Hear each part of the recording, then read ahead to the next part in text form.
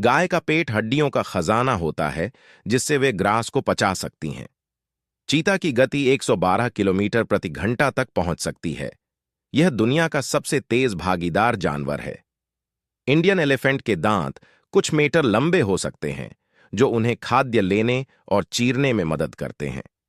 मगरमच्छ का अंतर्दृष्टि बहुत अच्छी होती है, जिससे वे पानी में अच्छे से देख सकते हैं और शिकार को बचा सकते हैं। बंदर की टेल को उसकी बौद्धिक